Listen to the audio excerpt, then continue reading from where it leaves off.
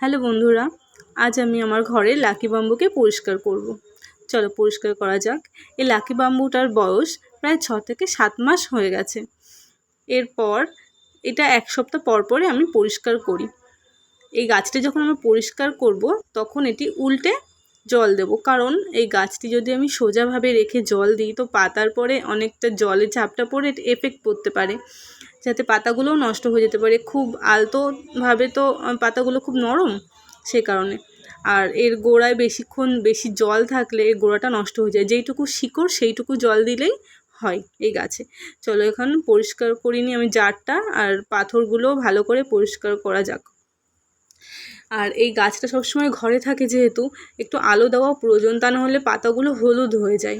এখন আমি এটা পরিষ্কার করে জল দিয়ে আমি বাইরে এটাকে রেখে দেবো একটু আলো পাওয়ার জন্য। আজকে আর কালকে 2 দিন থাকবে, ছাওয়ায় থাকবে, একটু আলো থাকবে, তাহলে গাছটি একটু হেলদি হবে।